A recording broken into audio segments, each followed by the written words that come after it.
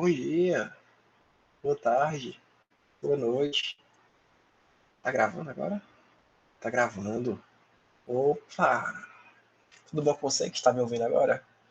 Isso não é um podcast, isso não é um vídeo do YouTube, apesar de que vai para o YouTube. Isso só sou eu, numa ocasião muito especial hoje.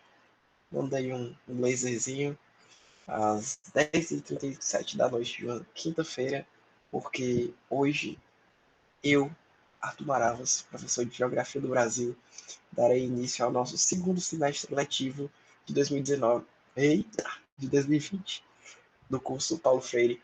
Eu sou professor de Geografia do Brasil.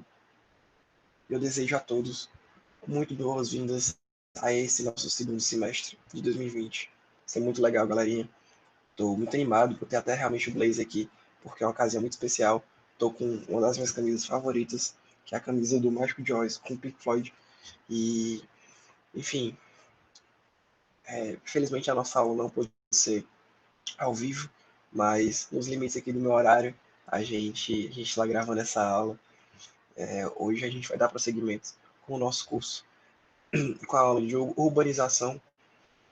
Antes de começar a aula, eu gostaria de falar algumas coisas.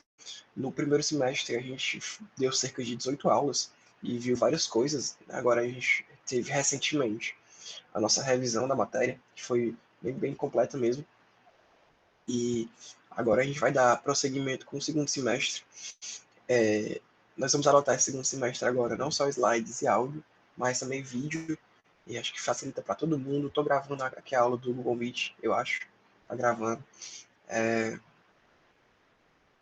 Eu acho que está gravando. E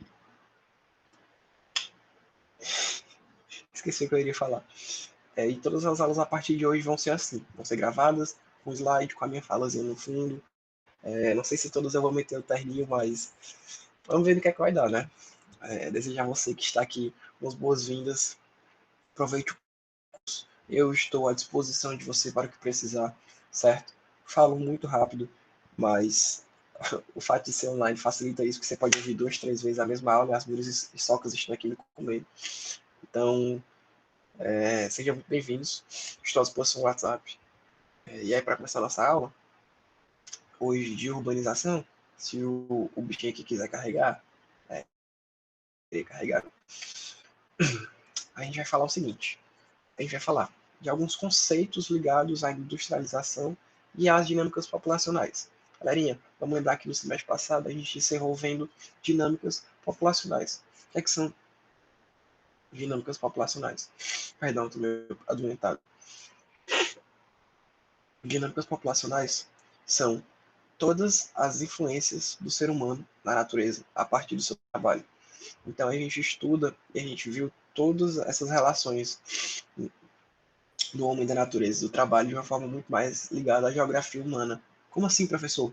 Bom, a gente viu questão do desemprego, questão do trabalho do ser humano, esse deslocamento diário do ser humano de um local para o outro, para o trabalho, a questão de problemas como a crise, como a seca, que influenciam direta e indiretamente as relações entre os seres humanos.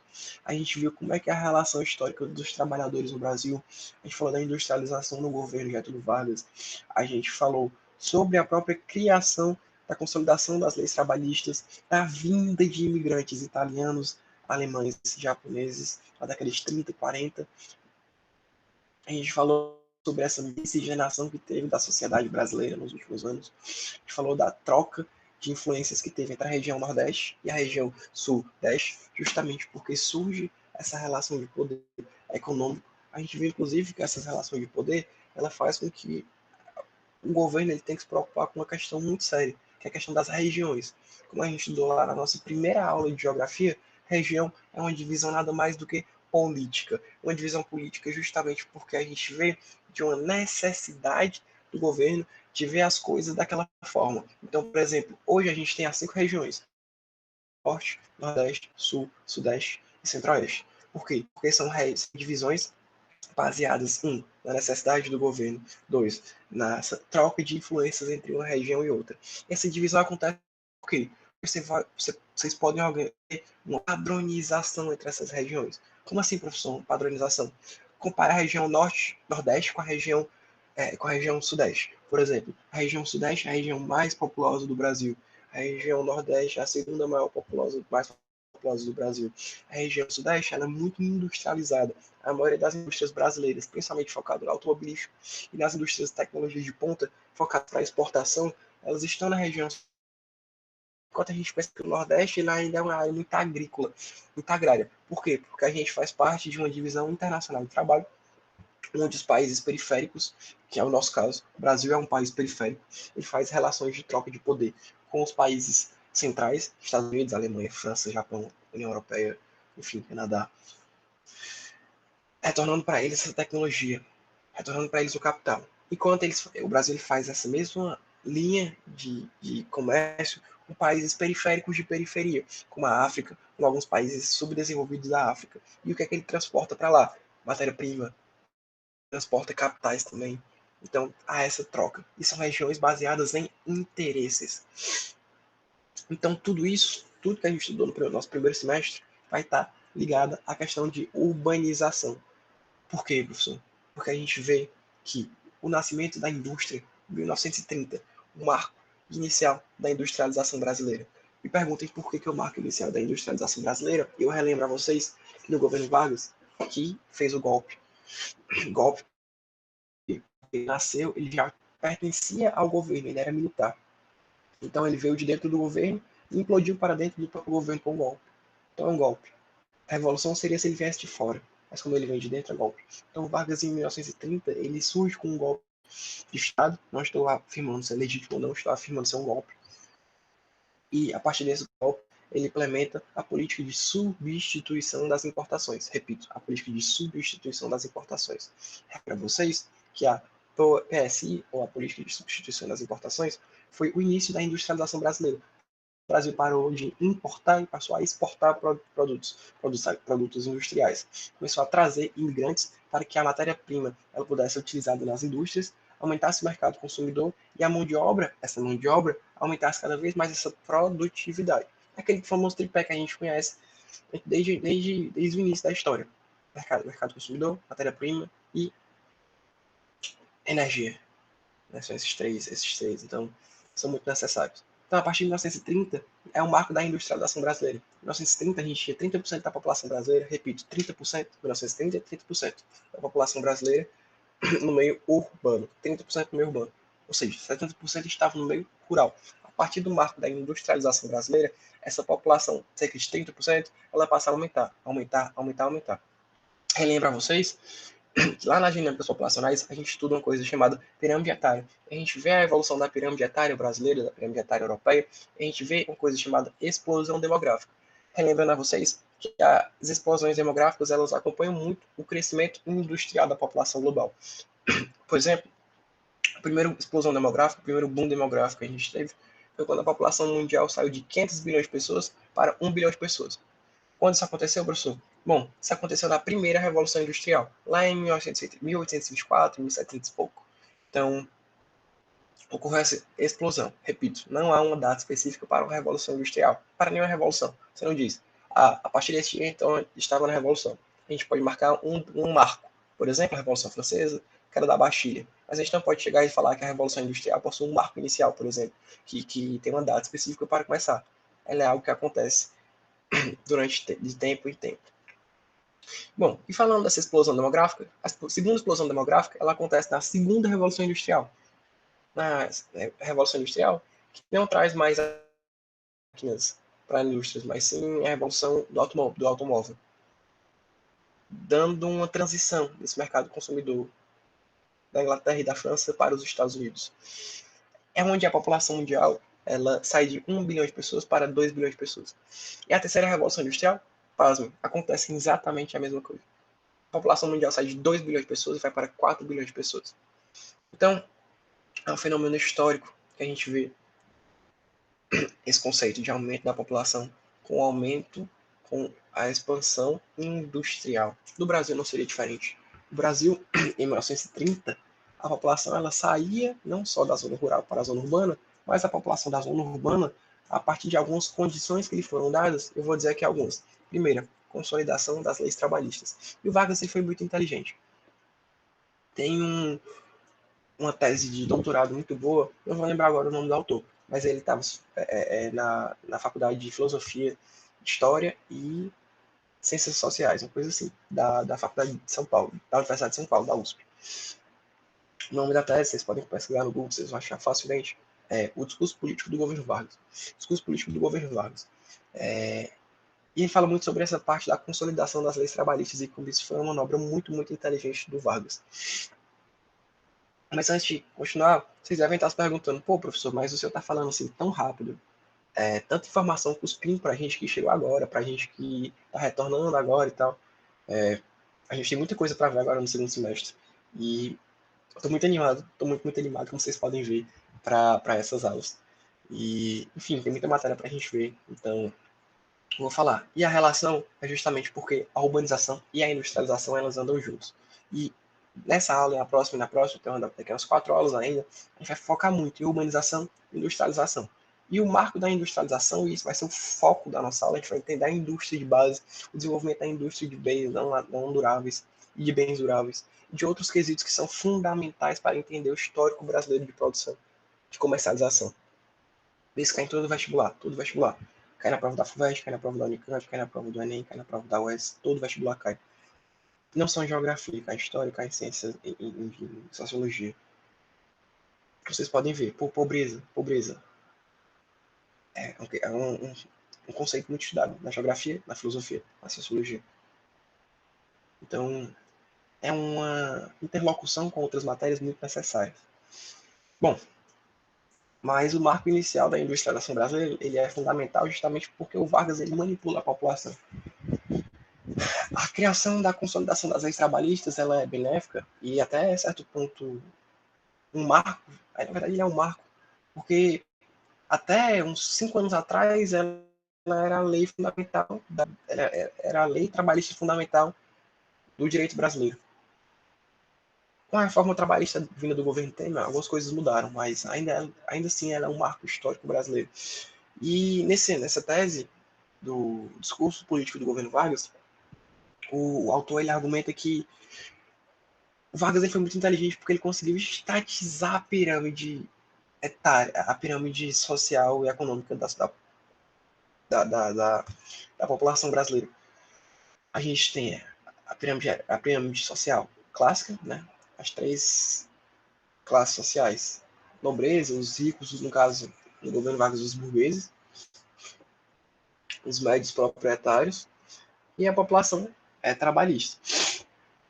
No caso dos operários, os artesãos, o pessoal advindo do meio agrícola.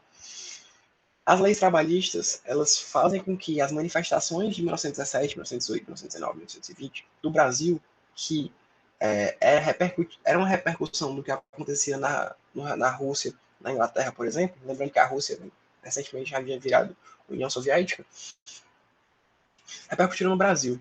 E elas buscavam justamente a consolidação desses direitos trabalhistas.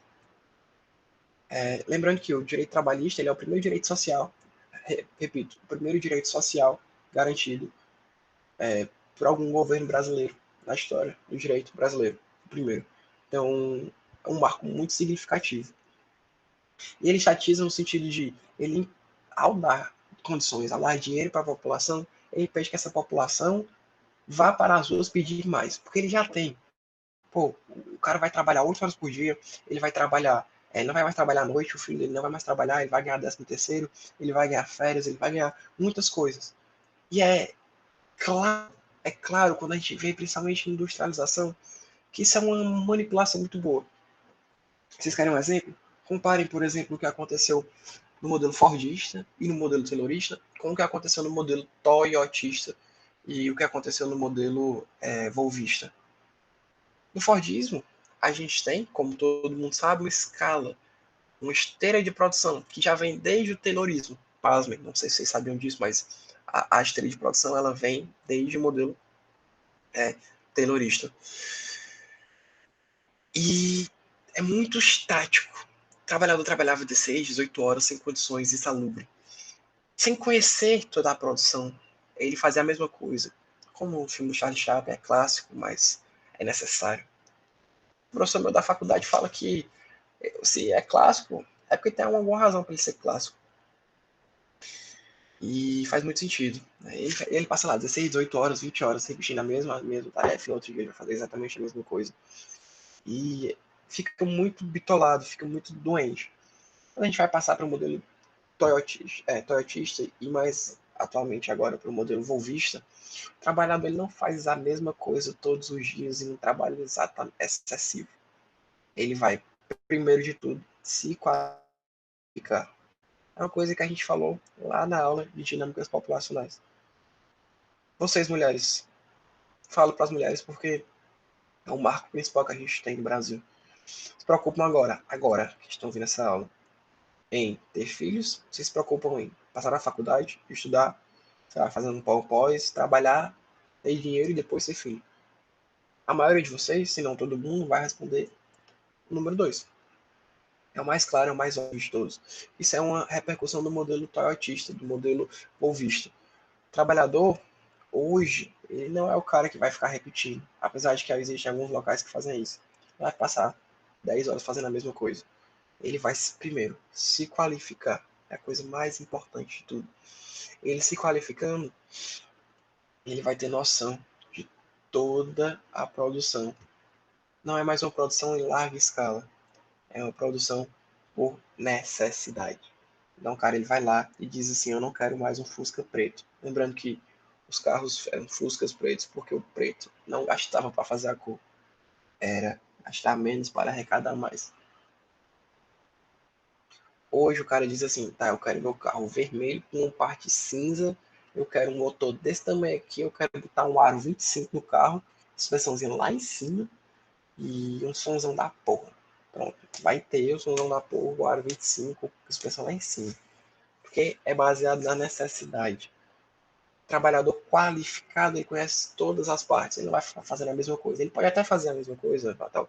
Mas se um trabalhador da função, sei lá, do motor faltar, ele pode ir lá e, tendo qualidade, tendo qualificação, substituir esse trabalhador. Então é muito dinâmico. E aí o Vargas ele utilizou disso. Por quê? Porque a consolidação das leis trabalhistas vem dando essas condições para o trabalhador, férias, 13º, coisas que eles jamais imaginariam ter. Eles pararam de procurar mais coisas. Pararam de procurar mais coisas. Então estatizou. E aí todo mundo passava a amar o Vargas, porque o Vargas ele deu condições a essas pessoas. Certo? É muito interessante ver esse discurso político. É um populismo disfarçado. Um populismo que muitas vezes o termo populismo parece um termo muito bom, parece um termo muito digno. Pô, aquele cara é popular. Porra, todo mundo, caralho. Mas muitas vezes não é. Muitas vezes ele faz uma coisa para agradar as pessoas, para na verdade fazer outras coisas, utilizando disso que ele fez para essas pessoas iniciais como bom para mascarar as coisas ruins que ele faz. Com o governo Vargas, aconteceu com o governo Lula, Bolsonaro tentou fazer isso, Trump está tentando fazer isso também, certo? Então, é uma introdução necessária, essa que a gente falou agora. Bom, a gente vai ver, baseado nas dinâmicas populacionais, como que essa atividade do ser humano, de desemprego, de mudança de um local para o outro, essas dinâmicas, elas influenciam o meio urbano, e como elas geram alguns conceitos. Conceito de macrocefalia urbana, conceito de habitação, conceito de rede urbana, hierarquia urbana, megacidade, cidade global, megalópole, conurbação. E entender também o que são esses dois termos. O Estatuto da Cidade e o Plano Diretor, que são coisas mais modernas para tentar organizar e desmistificar essa coisa de a cidade ela não é planejada, ela só cresce baseado nas coisas que acontecem nela. E para dar início à nossa conversa, a gente vai falar um pouquinho sobre macrocefalia urbana. Bom, a gente viu nas dinâmicas populacionais que muitas vezes as populações elas são obrigadas a ficar se deslocando, seja por questões naturais, como a seca, como enchente, como, enfim, erosão. Erosão que às vezes é natural, né? Seja por questões humanas. O fato de acontecer esse deslocamento, que é um deslocamento contínuo e prorrogado, é uma coisa que está sempre acontecendo, gera a macrocefalia urbana. É um crescimento das cidades rápido e desordenado. Justamente porque não é planejado que isso aconteça. E aí eu vou dar aqui o um exemplo claro para vocês. As favelas do Rio de Janeiro. As favelas do Rio de Janeiro. Você sabe o que é favela? Sabe o que é favela? Bom, sabe onde surgiu o termo favela? Pode parecer loucura. Pode parecer loucura. E aí você pode pesquisar e você vai ver melhor. As favelas, que a gente conhece muito, favelas do Rio de Janeiro, favela da Rocinha, favela não sei de quê, favela de São Paulo também, enfim, não falando só que o Rio de Janeiro tem favela. Claro que não me entendam mal. Mas as favelas, esse termo que está muito em pauta hoje, ela surgiu lá na época da Guerra de Canudos. Você lembra da Guerra de Canudos? Guerra de Canudos, aquela do Antônio Conselheiro, que ele foi feito um líder religioso e ele saiu agregando lideranças religiosas em locais do Pernambuco, se eu não me engano, é da Bahia. E foi criando-se uma habitação, uma região habitada, que era a região de Canudos, com cerca de 20, 25 mil crentes em Antônio Conselheiro, que era esse líder religioso deles. Sendo que eles tentaram criar uma organização independente ao Estado brasileiro. É uma coisa muito bem traçada e muito bem definida no livro Os Sertões. Deixa aqui a recomendação literária, porque é um livro muito bom. Eita, que eu esqueci o nome do autor agora. Euclides da Cunha. Euclides da Cunha, Inclusive, a história de Euclides da Cunha é uma história muito boa. Não sei se vocês sabem, mas Euclides da Cunha, ele é corno. Ele foi corno, né? Foi corno antes de morrer. E é o seguinte, a história do cara. O Euclides da Cunha, ele era repórter de um jornal. Acho que era da Folha de São Paulo, uma coisa assim. Ele foi contratado pelo Exército Brasileiro para narrar a Guerra de Canudos. Ele foi contratado pelo Exército Brasileiro para narrar a Guerra de Canudos. O Exército Brasileiro foi para a Guerra de Canudos, aí não sei se vocês lembram o que aconteceu, o Exército Brasileiro bombeia do Exército de Canudos. Lembrando que Canudos era uma galera que morava na roça, que acreditavam em Deus e seguiam o líder Antônio Conselheiro. Então, o Exército bombeia de gente rural que não tinha conhecimento de absolutamente nada. O Exército Brasileiro, que alguns anos antes tinha ganhado a Guerra do Paraguai, tomou um P, meia dúzia de fazendeiros. Exatamente. Não foi só uma, foram três. Duas, três, enfim, eu não lembro agora. Até que botaram um general lá, fuderoso, destruiu. Aí quando apelaram, levaram um cara fuderoso, tipo, patente alto do exército, tropa que era infinita, canhão e bala, e chibatada, e espada, e rasgaram a cabeça da galera, queimaram todo mundo. E aí foi covardia porque atacaram a galera de noite, né? Mas é putaria, a galera atacar de noite, meu irmão. Tá de sacanagem um negócio desse, o cara não sabe perder, não. Bom,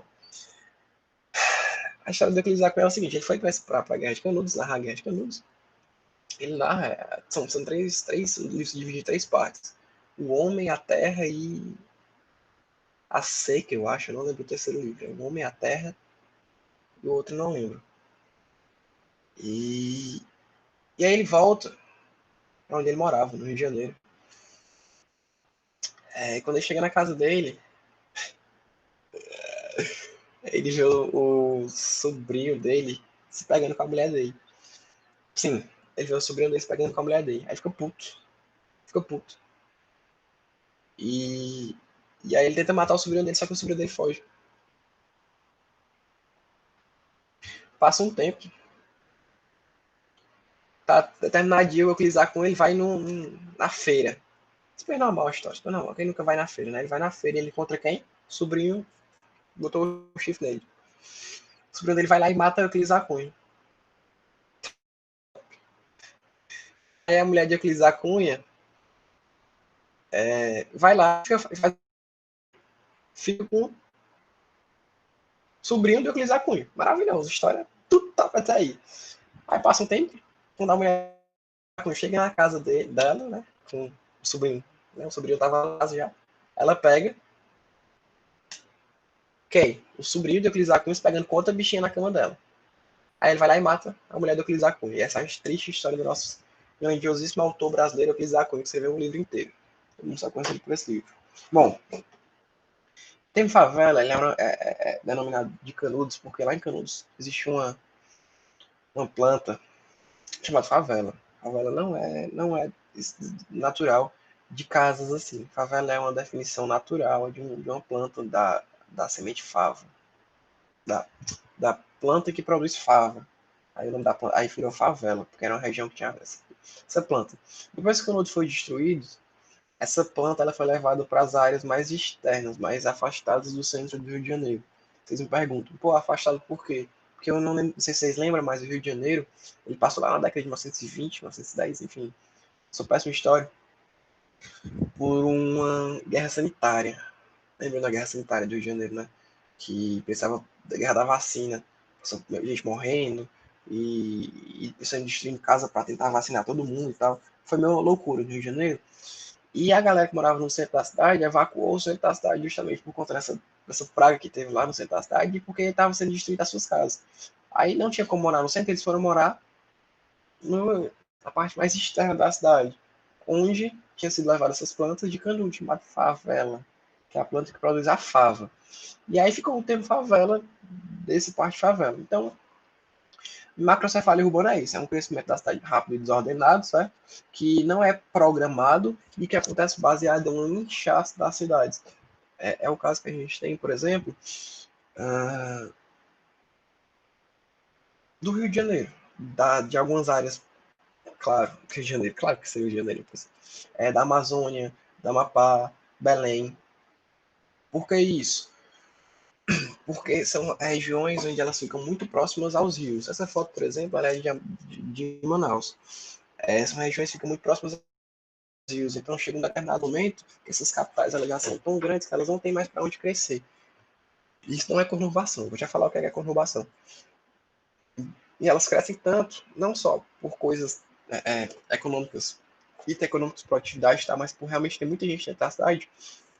E aí faz com que esse crescimento ele tenha que ir para locais não programados, inchando a cidade. Como a gente tem casas em cima de rios, casa, enfim, tudo que é canto. Então vem um enchente, chove, molha, destrui tudo. Rio de Janeiro é a mesma coisa, erosão e tal. Então, macrocefalia urbana é um crescimento tão rápido, tão desordenado, que eles vão para locais que não são programados.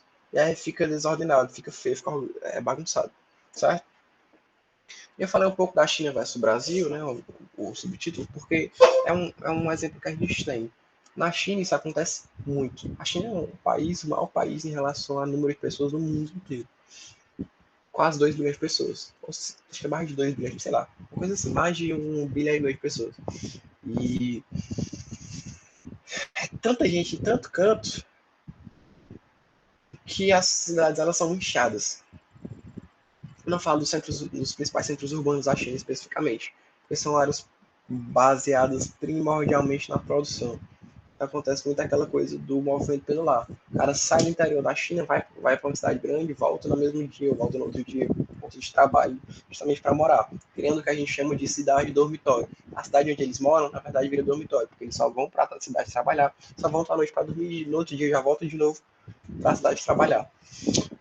E aí, isso é um fenômeno muito interessante da China, porque essas cidades menores, elas não têm um desenvolvimento. Elas são cidades podres, sujas, poluídas e feias. Quase todas as cidades da China são assim. Quase todas as cidades da China são assim.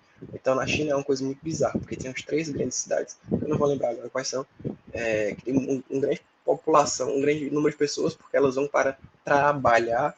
São centros urbanos, centros econômicos, centros produtivos. Não são centros habitacionais. São centros educacionais também. A educação da China que vem melhorando e progredindo muito nos últimos anos.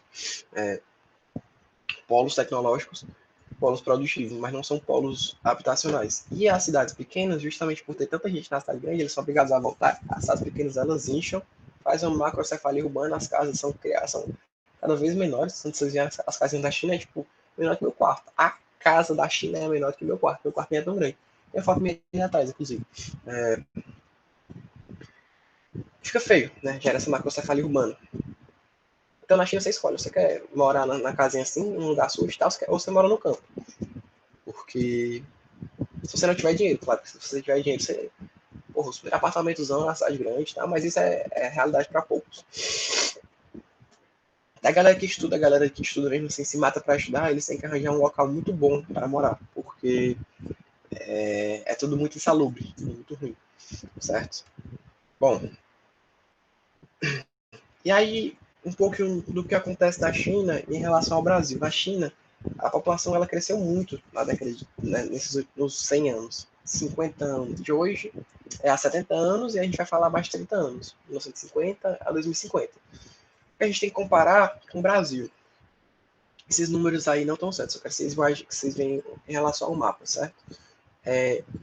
A gente teve um crescimento maior, ascendente, de 1950 para hoje, e aí não é hoje, especificamente, é na década de 2000, para fazer um paralelo melhor. E a gente teve um crescimento até menor, e a previsão de crescimento é cada vez menor. Por quê? Porque a China já está muito inchada, e aí isso prejudica cada vez mais a organização urbana. No Brasil, a situação é pior, a situação ela vem aumentando, ela vinha aumentando, e eu comparei até 2020. Relembro a vocês, o Brasil está entrando hoje numa janela demográfica, uma janela de oportunidades, como a gente chama na geografia. Professor, mas o que são essas janelas de oportunidade que você tanto fala? Bom, galera, janela de oportunidade são quando a população urbana, a população brasileira, isso é muito interessante se observar na pirâmide etária, ela deixa de ter um número tão grande de nascidos, de nascentes. Ou seja, a base da pirâmide ela vai parar de ficar crescendo, parar de ser tão larga, e essa população ela vai começar a se encaminhar para o meio da pirâmide. Professor, por que isso é bom?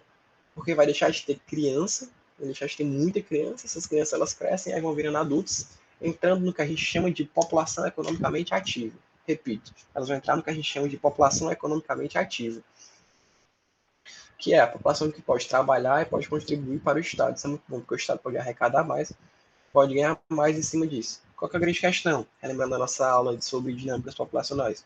A grande questão é, a janela demográfica era algo que era previsto que fosse acontecer, porque no mundo inteiro acontece janela demográfica. Na Europa foram há 20 anos atrás, na África daqui a 20 anos. O Brasil hoje está vendo a sua janela demográfica. Porque se a gente olhar 40 anos atrás, 1970, 1980, o Brasil, a população brasileira tinha cerca de 4, 5 filhos por mulher. 6, alguns até 7. Pô, aqui no interior, por exemplo, tem gente com 24 filhos. Minha avó tem 10 irmãos. Então, é uma realidade muito comum. Hoje não, como eu falei, hoje a pessoa quer se especializar, se qualificar, trabalhar, ter dinheiro e depois ter filho. Então a ideia é que seja só um, no máximo 2 ou 3, esticando muito filhos por mulher. Então a base da pirâmide ela diminui muito. E já vai ter muita gente subindo pro meio da pirâmide. A ideia é que fique cada vez mais equiparada à pirâmide etária. E, tendo gente na população economicamente ativa, o Estado pode arrecadar mais, lucrar mais e aí melhorar as suas questões. O grande ponto é porque, 50 anos atrás, sabendo que essa coisa iria acontecer, porque já era observado esse fenômeno na Europa, o Estado brasileiro tinha duas oportunidades. Ele poderia olhar e dizer assim, cara, a gente vai pegar o que a gente tem hoje de dinheiro e investir no sistema de educação do Brasil. E aí daqui a 40 anos, a médio prazo, né, médio e longo prazo, a gente vai colher esses frutos, porque a população que hoje é criança, ela vai, 40 anos não, tá exagerando, daqui a 20 anos, 30 anos no máximo, a população que hoje é criança vai ser população economicamente ativa. E aí, sendo população economicamente ativa, eles vão poder, estando qualificados, lembrando que qualificado não é diferente de formado. A pessoa pode se formar e não sabe de nada. Qualificado é quando ele é formado e sabe de alguma coisa, ele tem qualidade naquilo que ele trabalha, naquilo que ele exerce. Então o Estado poderia ter investido na educação e aí está colhendo os frutos hoje, com uma mão de obra muito qualificada, mais presente no mercado nacional, e aí não teria tanto desemprego. A grande questão do desemprego é, primeiro, robotização, que falei para vocês, essa automação que vem principalmente dos grandes polos urbanos como Estados Unidos e China, questão da má qualificação das pessoas, as pessoas má qualificadas, mas podem trabalhar. Eu não quero contratar esse cara, eu prefiro comprar uma máquina porque eu sei que a máquina vai me produzir até mais, às vezes, do que o cara nesse mesmo tempo. E a questão do baixo investimento que tem nisso. O baixo investimento que tem do governo federal, porque não é só da qualidade da educação, não é só da educação. Primeiro tem que ser educação de qualidade, segundo tem que ter investimento para que essa população ela adentre ao mercado, a população economicamente ativa. Tem que ter poder, dar poder de compra à população. Pô, a pessoa vai trabalhar por R$ 1.000, então tá de sacanagem. Eu saio.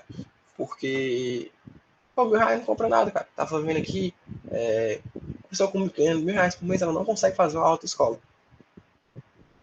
Que tipo de vida digna é essa? Que a pessoa não consegue se locomover se não for por transporte público, que já é muito ruim, sabe? Então, são questões de se pensar. E uma grande coisa da redação do Enem é justamente isso, porque ela coloca pontos para que você pense e raciocine sobre questões muito importantes. Claro que recentemente veio alguns temas meio bizarros, mas é muito isso. Muito você pensa. Relação em geral. Claro que aquela questão de fazer uma solução é meio foda, mas é muito interessante entender como é que as coisas funcionam para explicar porque a gente está assim hoje. Explicar porque a gente está assim hoje para a gente entender como é que as coisas aconteceram e como é que a gente pode mudar, certo? Então tem todas essas divergências. Bom, e aí hoje a gente só tem uma população economicamente ativa qualificada. Mas o interessante vocês verem é que a população urbana no Brasil, como acontece na China, ela está cada vez mais ascendente. Então a ideia é que essa macrocefalia urbana que a gente falou, ela cresça cada vez mais e ela se expanda, provocando um fenômeno cada vez pior nas cidades, com uma infraestrutura, com uma organização dos centros urbanos, certo?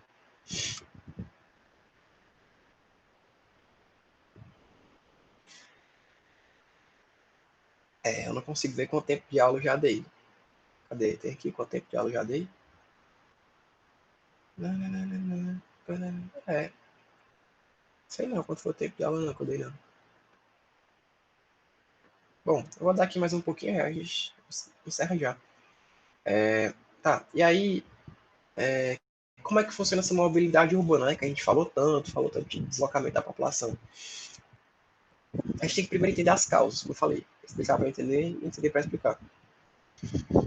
Essa macrocefalia urbana, esse deslocamento, por mais que ele seja explicado, ele foi não planejado. Você não consegue prever uma seca, você não consegue prever os empregos. Você consegue fazer estatísticas e coisas assim e tal, mas são coisas que elas fogem um pouco do nosso controle. Então, tem que entender que essa mobilidade urbana, essa movimentação da população de um centro urbano para o outro, da população rural para a população urbana, ou então do norte, no nordeste para o central e para o sudeste, foi sem planejamento. E justamente por isso que hoje a gente tem as rodovias, porque e aí já é outro caso, já é outro caso, porque historicamente o Brasil priorizou, anotem isso, historicamente o Brasil ele priorizou as rodovias. Por que isso?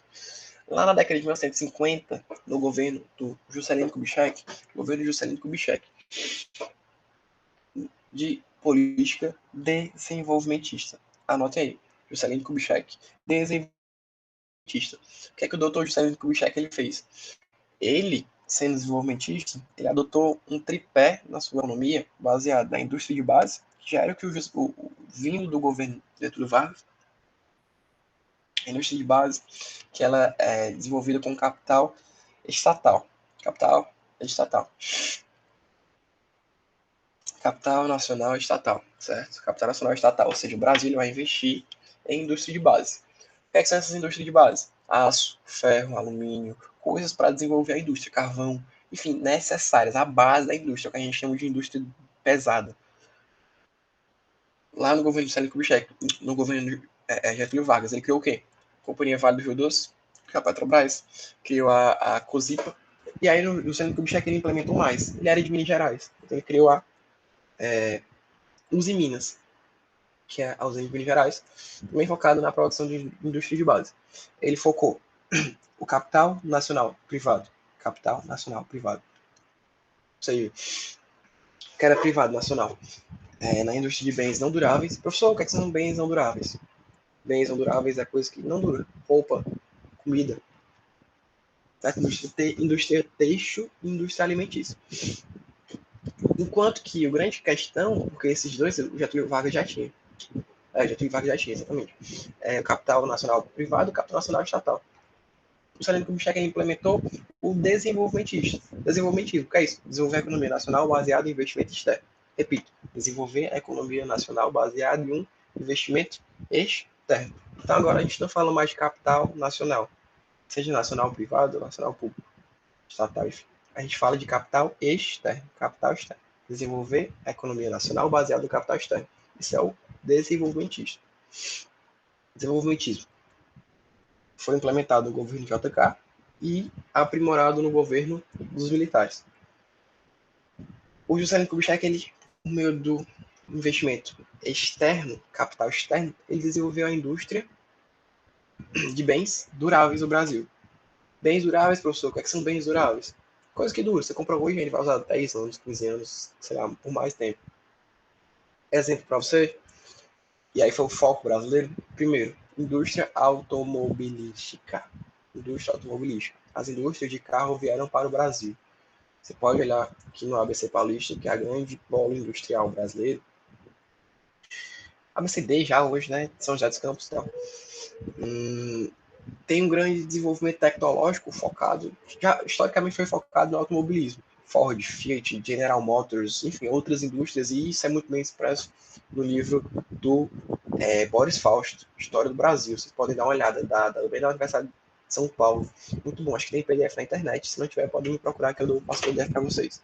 E no livro também da Universidade de São Paulo, que o nome é Geografia do Brasil, do professor Jurandir Rosa, que é um dos livros mais fodas de geografia do Brasil para quem quer estudar para vestibular, porque ele é completo. Ele fala de tudo de geografia do Brasil e, enfim, os melhores livros de geografia do Brasil no mercado aí, para quem tem interesse realmente em se qualificar, não só para vestibular não, mas dar um aparato a mais. E aí ele fala muito sobre isso, sobre a vinda dessas empresas, dessas indústrias de bens duráveis, focando no automobilismo, General Motors, Ford, Fiat, e na empresa de eletrodomésticos. A gente tem a Brastemp, a Electrolux, essas outras coisas, elas começaram a vir a partir do governo do Juscelino Kubitschek, certo? Por isso que o Juscelino Kubitschek ele priorizou o transporte industrial. Porque qual era o produto brasileiro na época? O produto automobilístico. Carro, o Boris Fausto, do Juscelino Kubitschek, dentro de um carro, no dia que foi inaugurada a indústria na ABC Paulista. Primeira indústria na ABC Paulista.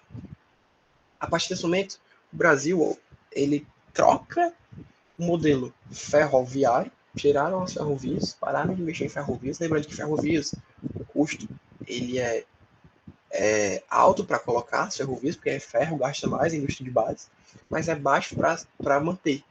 Você não tem que ficar gastando muito para manter. É ferro, então é muito duro, então você tem que ficar gastando direto para ficar colocando. Tal, mas você gasta para colocar graxa e tal. E nem é sempre. Enquanto que as rodovias é um custo até baixo, porque é, sei lá, bagaço, enfim, asfalto, é coisa queimada, cimento queimado. Coisa assim, bem nojenta mesmo.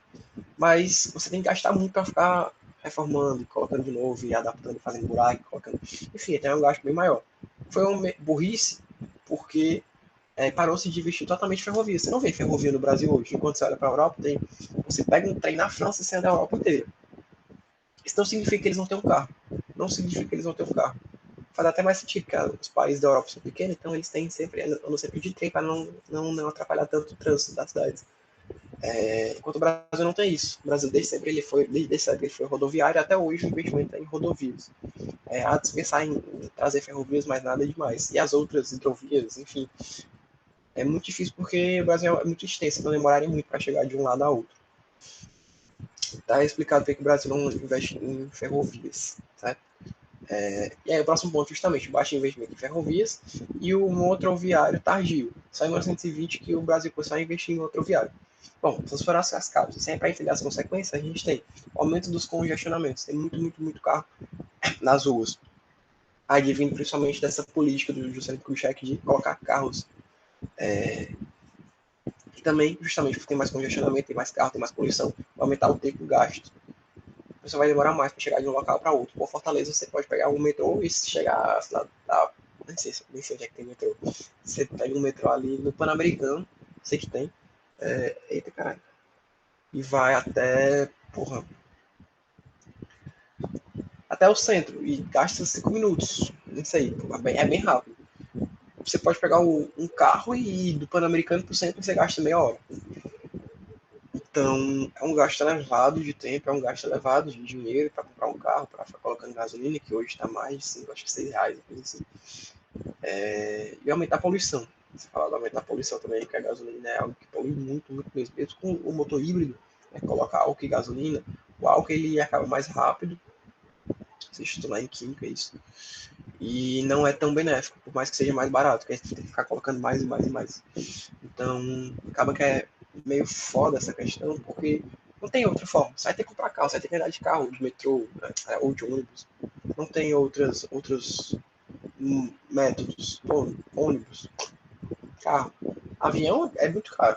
Avião, não tem. Então, é foda. Bom, e aí, para finalizar sobre mobilidade urbana, soluções. Soluções para essa mobilidade urbana. A gente precisa de cidades mais bem planejadas. Porque, como eu falei, o fato de ter essa compactação, essa união das cidades que faz com que tenha um crescimento desordenado e rápido, né, a macrocefalia urbana, fica tudo muito desordenado, muito desorganizado. Então, para facilitar andar de um lado para o outro da cidade, o deslocamento, enfim, precisa se ter uma compactação e um planejamento cada vez maior das cidades, organizar melhor e investir em transportes públicos. Pô, como eu falei, o metrô ele consegue levar muito longe. O metrô é barato. Ônibus, você pode dar um ponto, troca o meu carro por um ônibus, então beleza. Pô, pega uma bicicleta. Como tá agora em Fortaleza, né? Falei para vocês. Falei para vocês não, mas sou uma pessoa que curte muito andar de bicicleta. Curto muito, muito mesmo. Sempre eu pego a bicicleta ali em frente à faculdade, no bicicleta da Unimed, e vou, pô, todo domingo de tarde. Pego a bicicletinha ali e vou pro Guatemi e volto. Dá mais de 10 quilômetros. E eu curto muito fazer isso. E agora colocaram um ciclofaixa que vai até a Frangolândia ali da Antônio Salles. Então, enfim, a gente vê que tem essa busca por integrar a cidade, compactar a cidade, e ao mesmo tempo investir em novos meios de mobilidade urbana. Ônibus, metrô. Na Fortaleza agora está trazendo o metrô de Fortaleza, é legal. Tem que ser mais bem desenvolvido, melhor desenvolvido, perdão. Colocar mais ciclovias, que é uma coisa que integra bastante. Então são coisas assim, são medidas necessárias. E é muito interessante vocês verem isso, porque sempre cai em vestibular. Fala sério, galera, sempre cai em vestibular. E aí integrar um ônibus e metrô. Pô, o ônibus vai até essa canto aqui, o metrô tá ali, já leva a pessoa para outro local. Integrar a cidade, facilitar os meios. A pessoa que tiver isso, a pessoa vai pensar, cara, eu posso pagar R$6 e tal, 6, R$7, não sei contar a passagem agora. E aí eu pago um metrô, depois eu pago um ônibus e chego no local que eu preciso. Eu só pago o metrô e chego. Melhor do que eu pegar meu carro e gastar, às vezes, mais do que isso e ainda me estressar no trânsito, passar mais tempo. Sistema de rodízio é uma coisa muito interessante. São Paulo, até trouxe aqui um exemplo. Em alguns dias, só algumas placas elas podem andar e algumas outras elas não podem. Isso é muito interessante. Como uma cidade de mais de 10 milhões de pessoas, uma cidade, o estado tem mais de 20 milhões de pessoas, uma coisa assim, não é 40 milhões de pessoas. Não é. A cidade tem 20 milhões e o estado tem 40 milhões. A cidade de mais de 20 milhões de pessoas. São Paulo é gigantesco, gigantesco, gigantesco. Estive em São Paulo em algumas ocasiões, já umas 4 vezes. E eu sou fascinado pela cidade. Sou fascinado, apaixonado. Eu adoro ver os carros andando e túnel aqui que sai assim, embaixo das coisas. E tem tudo na cidade, basicamente, mas é péssimo de andar. Eu peguei Uber, eu não vou mentir, eu passei 2 horas dentro do Uber. 2 fucking horas. Não paguei tanto, mas foram 2 horas. Porque o trânsito tava de fuder mesmo. Então são meios de evitar. Pô, só essas placas podem andar nesse dia, só essas podem andar no outro. Pra facilitar. E aí o cara é multado, cara, pô, tá andando no dia que não pode, multado. O cara aprender. O negócio, grande coisa é essa, porque precisa de alguma coisa, e até no direito a gente estuda muito isso, a correção, que diz assim, pô, se tu fizer, vai ter que pagar desse jeito aqui. Preso, ou pagar tal coisa. Claro que trânsito é mais tranquilo, mas, pô, tem que pagar uma multa e tal. É pagar com 3, 4 multas mesmo, e pesa no bolso, meu irmão. Quando pesa no bolso, a galera trava. Então é assim, muito dinâmico, tem que ter alternativas. Pô, construir a ciclovia, Fortaleza agora tá com várias ciclovias. Pô, beleza. Colocou mais frota de ônibus. Pô, massa. Agora mete Pô, mete um rodízio aí de carro. Pô, só a galera macho mete bicicleta, mais oportunidade de bicicleta, andar na pé. Pô, cara, assim, eu sei que é muito ideal, galera. Isso é muito ideal, ideal mesmo. Mas são medidas pequenas, mas necessárias e que facilitam bastante. Facilitam bastante mesmo. É aquela coisa, é melhorar a qualidade de pequenas coisas para em um momento chegar e melhorar a qualidade de vida do cara. Né?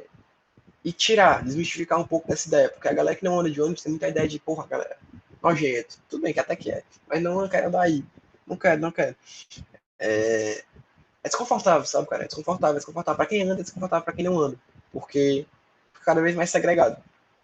Bom, a gente tem um sistema de pedágio, porra, vai passar daqui pra lá de carro, tem que pagar. Falta, tem que pagar de novo. Aí, meu filho, ó, todo dia pagando 110 conto é chão. É chão, é chão. Isso 5, 10 conto assim, né? Na época que eu peguei pedágio era 5, 10 conto, hoje deve ser mais. Então é foda. Como eu falei, ciclovia, ciclofaixa também facilita bastante e a tecnologia da informação.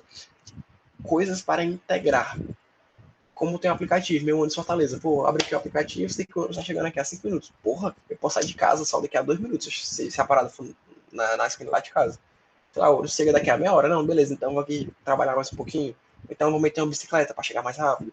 Ou então qualquer outra coisa, entendeu? Para facilitar, para integrar, para compactar, para deixar tudo mais rápido. E a gente vive, todo mundo sabe que Fortaleza é uma das cidades mais cosmopolitas do Brasil inteiro.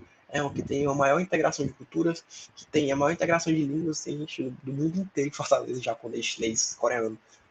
Inclusive tem um restaurante coreano muito bom, em frente ao Náutico. Muito, muito bom mesmo. A Náutico Clube. Náutico Clube, é isso? Náutico Clube, sei lá, é Náutico. Em frente ao Náutico ali na beira-mar. Coreano, japonês e tal. É muito cosmopolita, é muito misturado. Tem gente de todo canto. Todo mundo quer conhecer a beira-mar, todo mundo gosta da beira-mar. Apesar de que agora tá aparecendo a faixa de Gaza, né? Cheio de terra. Mas todo mundo quer conhecer a beira-mar. E é muito integrado, é muito. Lembra muito São Paulo, de uma forma menor, mas lembra muito São Paulo. Porque tem várias culturas, tem várias coisas diferentes. Você vai pra noite, você consegue pegar 3, 4 cores diferentes. É muito louco. É muito louco, eu gosto muito disso. Mas, ao mesmo tempo, ela é muito tumultuada. Por isso. É muito agoniada, é muito rápida, as coisas elas acontecem a uma velocidade muito rápida, às vezes você nem consegue ver. Eu perdi o metrô, porra, tô atrasado aqui, tá. Então, aquela coisa que a gente vê nos livros, a gente assim, um cara corre pra pegar o metrô, acaba que perde já é. E, cara, a vida existe cada vez mais da gente algo assim, né? Pressa pra fazer as coisas.